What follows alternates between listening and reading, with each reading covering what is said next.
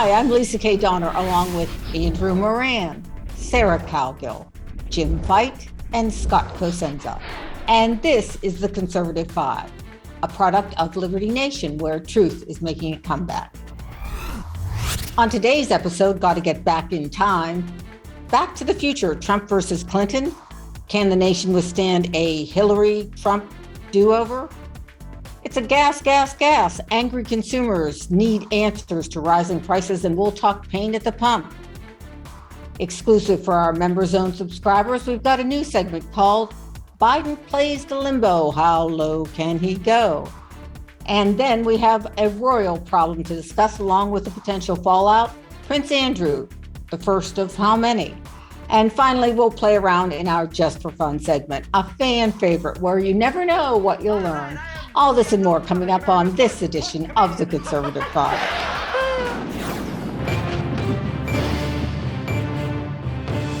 I can't believe we're talking about this, but Liberty Nation's senior political analyst Tim Donner penned several pieces this week on the possibility of a no-holds-barred rematch. We're talking, yes, Trump versus Hillary. Hillary has not rolled out a bid for leader of the free world, and the former president is on a rally tour. Makes the thinking person go, Although tongues are wagging and rumors flying, is the 2016 do-over a good idea? Friends and fans of Hillary and the Donald are dreaming of a brawl of epic proportions. Hi, panel. The stars would surely have to be in perfect alignment if Trump does return and Democrats wish to go back in time. But at least the battle is still fresh in the minds of the electorate. Sarah, can you foresee a rematch of Donald and Hillary? That would not be anything I'm dreaming of. I do not want to go back to 2016. It would be the same message, number one, except for boo-hoo, I lost to this guy and I should have won. Trump has the same message he's always had. He's never gone off point, make America great again. So we're not looking at anything new. Now, whether he would hands down wipe her across the map again, I don't know. And in 4 years, he lost a lot of credibility with his own voters. I mean, I know there's a big, strong support base for him, but in all honesty, there are people that voted for him in 2016 that's, I can't do that again.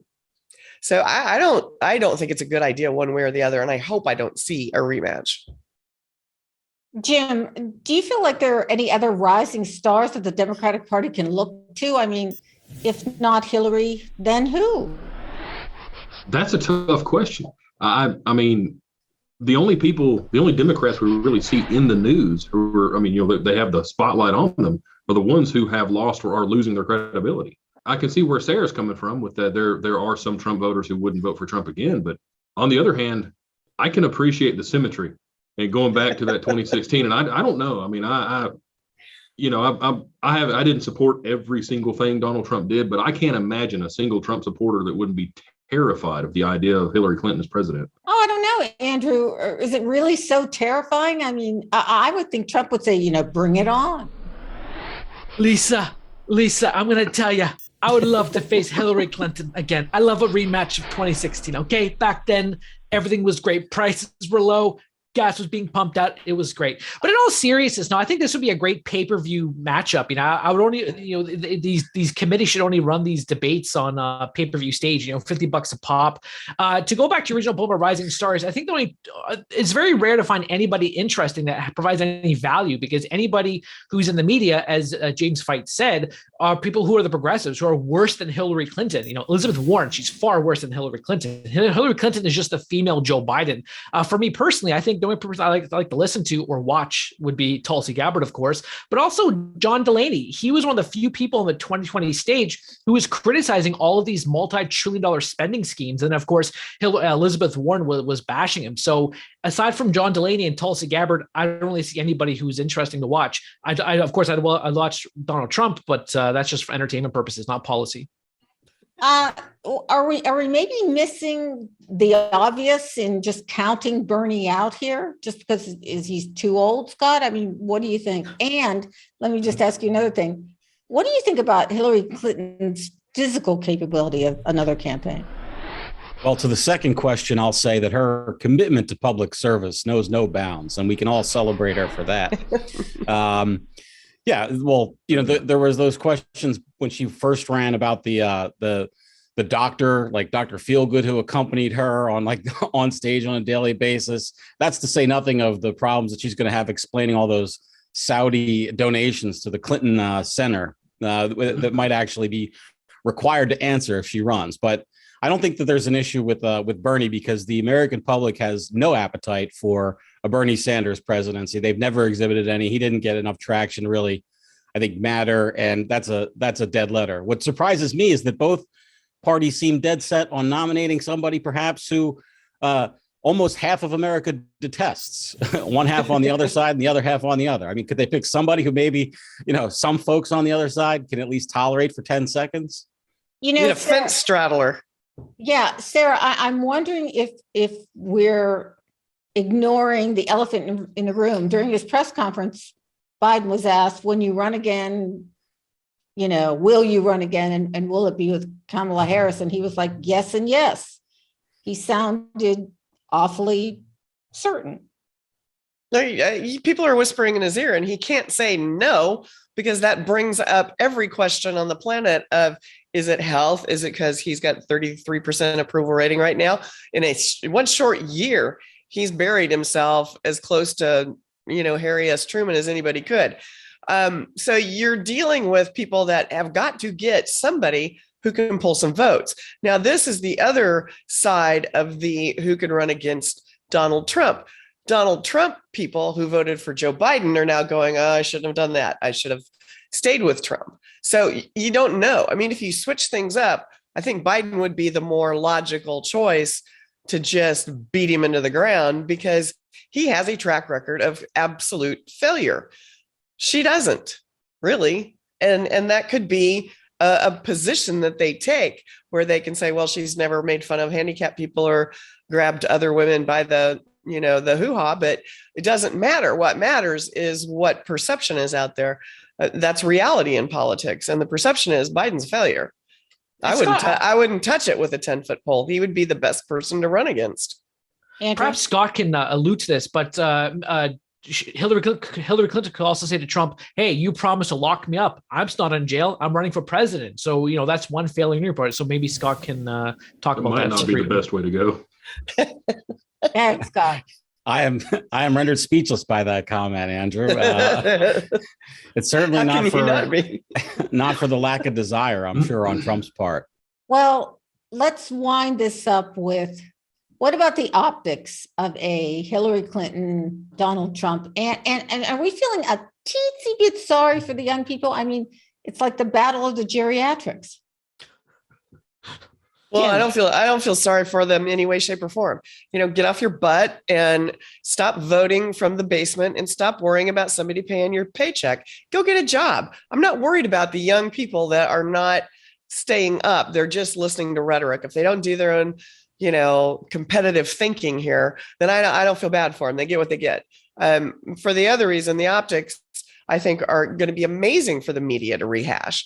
But in a political knockdown, drag out, I would not want to be on either side of this come 2024.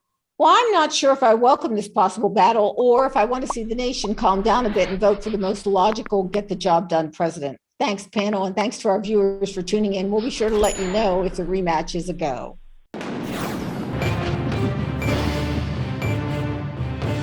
The price of crude oil is skyrocketing. Americans, already experiencing uncontrolled economic anxiety due to rampant inflation, are now finding yet another reason to fume at the White House.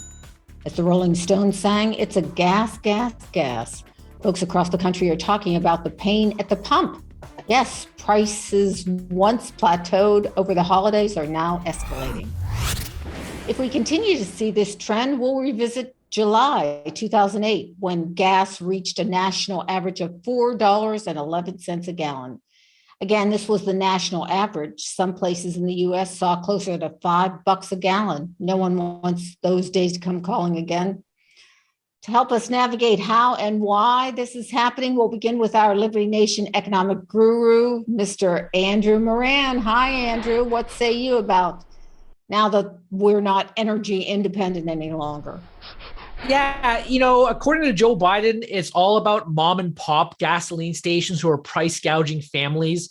But if you look at the entire energy landscape, this is not the case. I was talking the other day to an energy analyst, and he was telling me that oil and gas companies are apprehensive about ramping up output because of all this regulatory uncertainty and this whole broader green agenda from the administration. If this were 5 years ago and prices were trading at $85, you see a massive increase in production.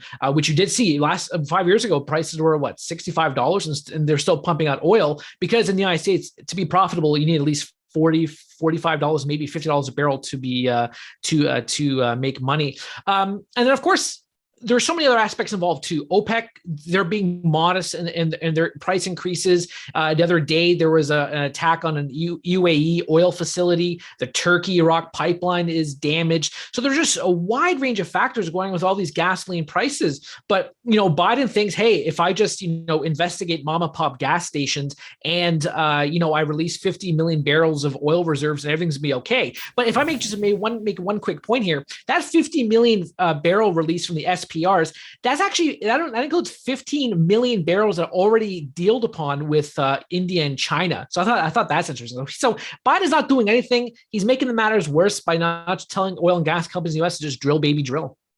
I'm going to throw this open to the whole panel and somebody pick it up. I know this isn't anyone's specific area of expertise, but what if Putin does go into Ukraine and then there's all these supposed economic threats actually come to fruition? Let's just put it that way. How will this affect our energy? Does anybody have any idea?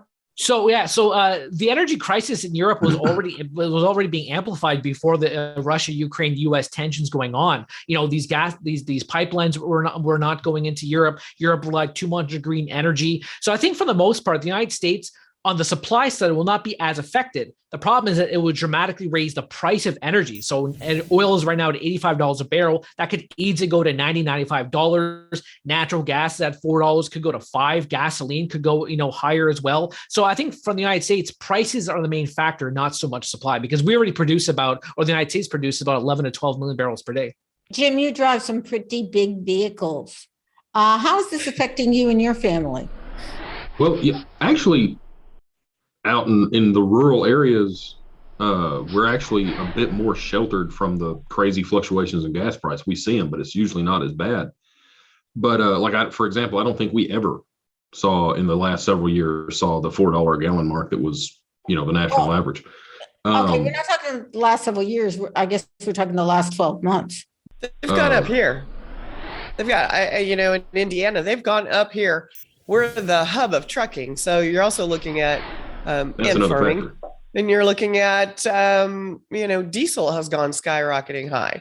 And that's something that, filling up my little farm truck costs me about $50.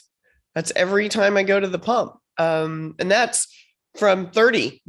It's gone. It's people are noticing it. It's a real pinch in the wallet when you live in a more rural area and not the city areas. Scott, Tim and I were laughing the other day, the old days, and I'm old enough to remember, fill it up with high test. Well, when you're looking at premium now, wow, it's really expensive in the DC area.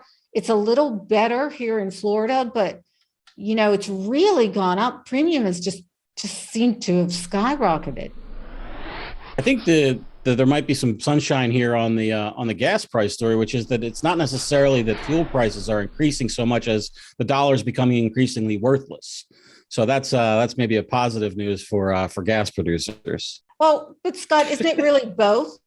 I mean, the dollar is. It is both. And the other thing too about the incursion into Ukraine and any potential sanctions is that Europe cannot produce enough energy for its own needs. It is a massive importer of energy from Russia and the United States too.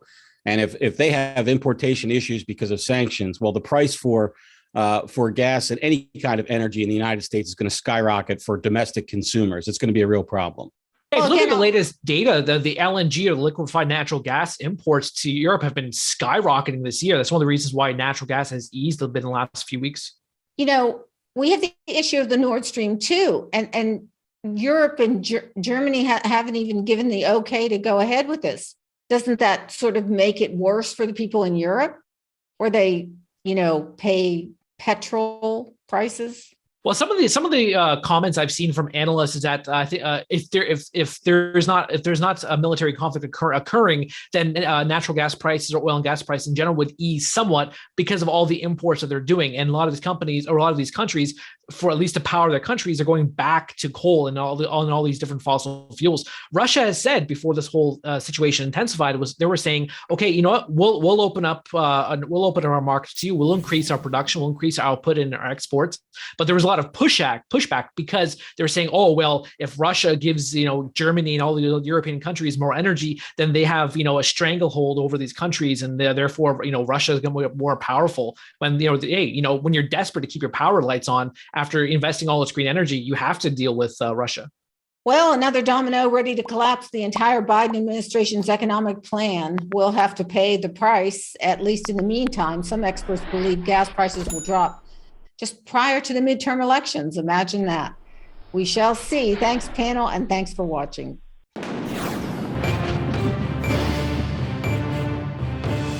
Prince Andrew was once the cuter, more comical of the Queen's three sons.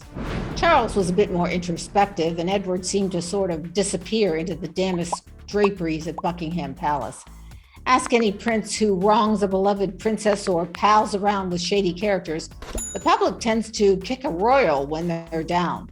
And Andrew was holding court with none other than sex offender, the late Jeffrey Epstein.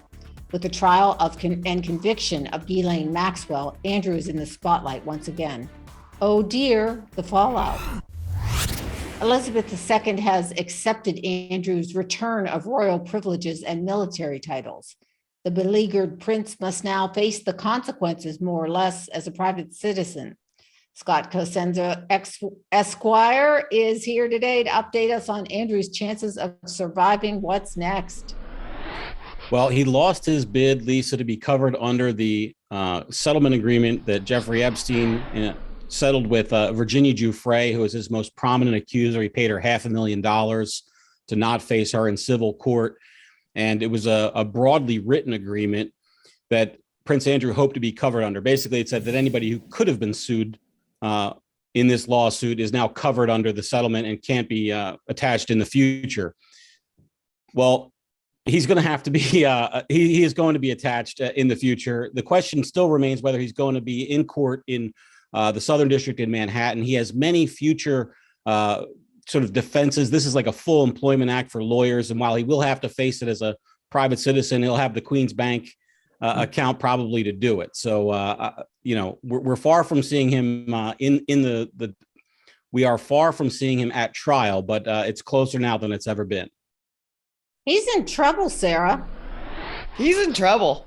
You can, I can just remember when he and Prince Charles were these dashing young princes, and on their arms they had Sarah Ferguson and Diana Spencer, and the girls were so much fun and so, into pranking and having a good time, and they were so sort of dour and sour. And then you hear, years later that Andrew has kind of a little bit of an interesting off royal life that he has been leading. And now I just wonder, how, who else is going to fall? If you can get a prince in trouble with the backing of the British royal monarchy, who else could possibly get caught up in this web that Jeffrey Epstein has bequeathed all of us? Andrew, I'm sort of interested in, what the take is on this whole royal mishmash up in Canada. Well, I think it's a lot of the older generations up here who love the royal family. They love everything about England. There's such a pastime up here on Sundays on CBC, on some of the CBC. People will watch 3 or 4 hours straight of Coronation Street with their bacon cheese sandwiches and cup of tea. So yeah, I'm pretty sure a lot of the older generations are upset about what's going on, or they'll defend the royal family to their death. But a lot of the younger generations, they don't care. They want the royal family gone. And I don't blame them. I can't stand the royal family, and I have no clue what Sarah's talking about. Dashing Prince Charles and dashing Prince Andrew. What the heck? I can't. Oh my God! You weren't born yet. Andrew Moran. You weren't born yet. This was the I gotta 80s. agree with Sarah. There was a time. Go ahead, Andrew. No, please. I want to be shamed not thinking that Prince Andrew was this. Andrew, women in the United States were beyond captivated by Princess Diana and her wedding to Prince Charles. I don't know We why. didn't care I about don't how think big it his affects. ears I think there's a were. barrier on the Y chromosome that kind of blockades some of that fascination. But boy, the ladies do seem to go nuts for it. Maybe it has to do with, the fairy tales you're telling your daughter now, the Cinderella stories and Prince Charming, Andrew. Who thinks Prince Charles is charming? I don't think he's charming at all. Is that why Princess Diana was always ignoring him during their marriage? Isn't that what was going on? These people are just leeches on society. I can't wait till there's this revolution. They start dismantling these leeches who don't do anything at all except drink their cups of tea and watch Emmerdale and Coronation Street and all those people. I'd rather have Mark as king of England than Prince Charles. Let's put it that way. And you're referring to Mark Angelides, managing editor, who does hail from the UK and still lives there. Jim, what saith you about the prince who is in trouble? Revolution, you say, Andrew? We wouldn't know anything about that down here. Yeah. Well, I'm wondering first off, what's the best? What do we call him now? Is he just Andrew? Is he? He still is His Highness, formerly known as Royal. He is the Prince Andrew, Duke of York. Okay, cool. Now, all joking aside, some horrible things went down with Jeffrey Epstein, and not everyone that was in contact with Jeffrey Epstein presumably had anything to do with it, but some of the people who were probably did. So to see that this guy's prestige isn't going to bar, at the very least, an investigation of what went on, I think that's good news for people that we often see the news and we see, all these people, they have their prestige and they get away with whatever just because of who they are, or how much money they have, maybe, or something to that effect. That's good news for anybody that sees that and is disgusted. It also raises the interesting question of what's going to happen with the rest of the names on, say, the flight list, for example. I mean, we've got former presidents, former Congress people, we got some actors, other royals. The prince has denied, for the record, any inappropriate contact with Virginia Giuffre, and says that it's basically all a lie. And it's important to add that she has some massive credibility problems. The idea that she's pure as the driven snow, I think, needs to be hedged a bit by the allegations that she has lied for money. She has another suit active against Alan Dershowitz, who says he can prove beyond any doubt, much less a reasonable doubt, or a preponderance of the evidence, that he had never even met her. Well, and I'm with you there. Up on this a little bit, Scott, because in the situation with Prince Andrew, I think what's really damning him is the picture with the girl. As far as Dershowitz goes, you've made the point, and fair enough. He claims never to have met the woman, let alone a picture with her. Yeah, the problem with the court case will be then, Lisa, is if she's lying about one instance, is she then lying about the other? I think Andrew's chances at civil court in terms of a judgment against him aren't that bad. The problem is the perception and the smearing of his name and the name of the royal family. If it weren't about the publicity, I don't think it would be a problem for him. Plus, I always think he'll have an alibi at the Pizza Express where he doesn't sweat at all. That'll be his alibi. Well, as they say, the bigger they are, the harder they fall. And who among us has not loved adding a dollop of insult to a stinging injury a time or two? That's all for now, but we'll be on the Palace watch for you. Thanks for watching, guys.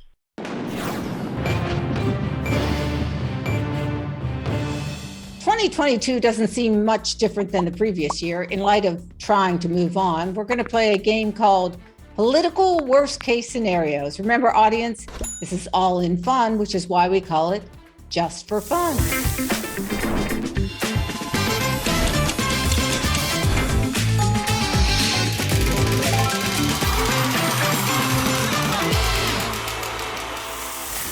Okay, I'm going to call on our panel individually and ask them to pick a number. All questions have been hermetically sealed to avoid the appearance or suggestion of cheating.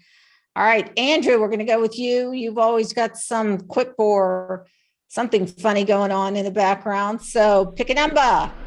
3. 3. Oh my gosh, you should have picked another number, but I'm not going to tell you that now. You are on Hillary's 2024 campaign for president. Your job is body double, besides wigs and clothes, in this case, pantsuits. How do you transform to be seen in the public? Whoa. How do you make yourself Hillary's body double? Has everyone watched the Gong Show? Just like the unknown comic. That's the best thing to do. I don't know the Gong Show. Is that the guy with the bag on his head? Yeah. The guy, the paper bag. The famous line: "What's between a shower curtain and a toilet?" Here's the guy. All righty. Okay. Anybody else with a comment on that for Andrew? I think it's all about the accessories. Hillary's famously known for carrying that bottle of hot sauce with her everywhere she goes. So that's what I would do. That's right. I would Big old I bottle would of hot sauce and just hold it right here. Yeah. I would pad my ankles. Oh, that was nasty, girlfriend. Send your letters to Sarah. I have Calgill. skinny ankles. That's really too good. That's really too All right. good. Well, All right, I guess Sarah, that could be edited out. you're next. No, we're gonna go with reality, folks. So, It's 4. Give me 4. the president has invited you to a state dinner, but you have tickets to see Hall & Oates at a private club. Where do you end up? The private club with Hall and Oates. I've had enough. I've had enough political chitter chatter and sniffing and glad handing and groping to last a lifetime. And I bought Daryl Hall a drink once at the TP in Phoenix, Arizona, and got an autograph for that. And so I'd rather kind of go hang out with him. Whoa, brush with greatness. Who else has got a brush with greatness here? Nobody? I've seen Hall & Oates Wow, several that's times. sad. They are a Philadelphia band. So You can take credit. Yeah, you're a Philadelphia guy and they're a Philadelphia band. There it is. All right, Scott, pick a number. number 1, baby. Number 1, you are on the campaign trail with AOC. And she like has it already. she has a giant blob of spinach salad stuck in one of her enormous front teeth. Do you tell her? And if so, how? Without alerting the gathered press. Ooh, what do you do? What do you kind of do one of these things or? I send her a text message. She's always on that phone. So that's the way to do it, I think. Well, that would save your hide. That's pretty smart. That's pretty smart. Yeah, you've got too many IQ points for this. I kid. did know have a what- career. I know did what have a Andrew career as would a senior campaign aide once upon a time. So that's where that comes from. What were you saying? Andrew, I can tell you what Andrew would do. He would grab her by the ears and suck it off her face. Yeah, that's disgusting. Well, at least No, the press wouldn't be. no. I would take her aside and I would say, look, AOC, every day it is time for us to agree that there are things and tools that are available to us to slow this thing down. What the hell does that have to do with spinach in your teeth? Toothbrush, presumably. But Does anybody know where that's from? Nobody knows where that's from? Now, Sorry. Where's Kamala it? Harris when she was on NBC There News. are things and tools that are oh wow, that's her why- big well, nothing nothing's answer. memorable what Right, she okay. says. We're a little slow on the uptake today. Whew. James, go for it. Let's see what numbers are left available. 2 and 5. Let's go with number 5. Darn it. This was. I know. Well, see, I think to myself, which number would Lisa want? All right. All I can say is, Andrew, you're going to be very jealous. Tulsi Gabbard is running for president. She makes a stop in your hometown and you want to interview her for Liberty Nation. How do you convince her to do a sit down? What are you going to do? The limbo, Jim? This is your question. You can't. Yeah, no. Well, she's not anti-gun and she's a veteran. I invite her out for some shooting. Ooh, that's a good one. Oh, that's not bad. Who needs a All right. range when you got a Keeping the backyard? love alive. Keeping the love alive. Not bad, not bad. What about you, Scott? I know with that face, you've got something you want to say here. I was just thinking about the AOC question still with that face.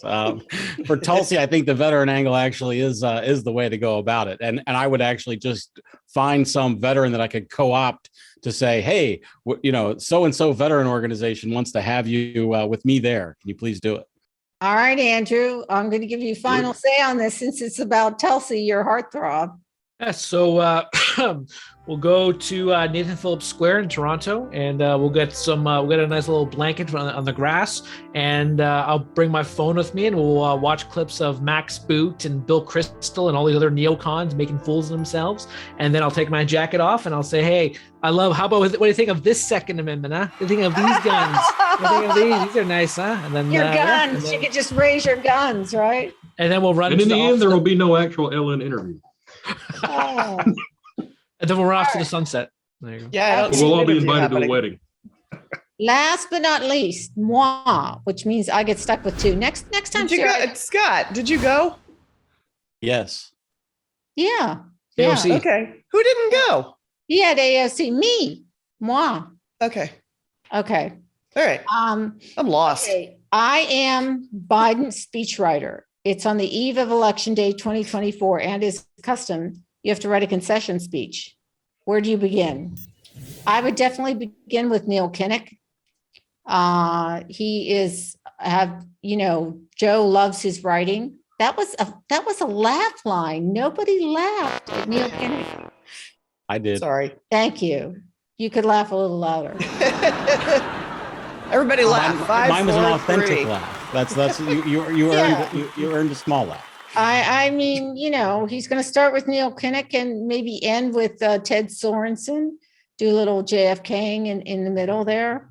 That's what I would just pull. It'd be so easy. I just plagiarized from everybody, any other Democrat that's ever lost in the history of the nation. And I'd be all set with Joe, right?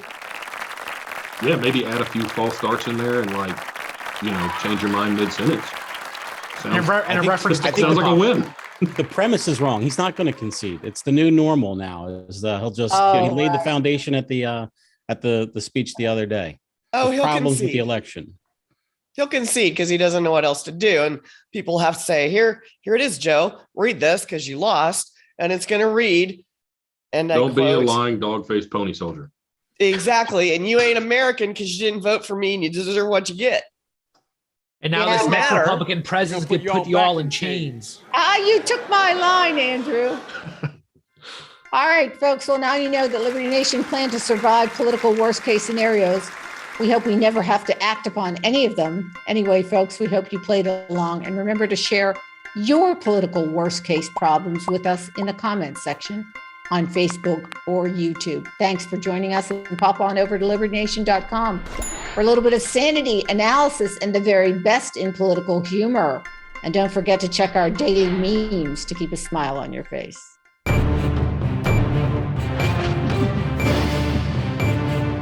That's it for our Conservative 5 panel today. Check out our other C5 shows and segments on your favorite video platform, YouTube, Vimeo, Rumble. We're on them all. As well, Liberty Nation has its own Roku channel where you can see all of our TV productions. Thanks so much for tuning in, and remember, surf on over to libertynation.com. Sign up for our new member zone, just $17.76 for the year. Thanks to our fantastic editor and post coordinator, Frank Diorio, and our executive producer, Sarah Calgill. I'm Lisa K. Donner, editor-in-chief. Thanks so much for joining us today. This has been a production of libertynation.com, where truth is making a comeback.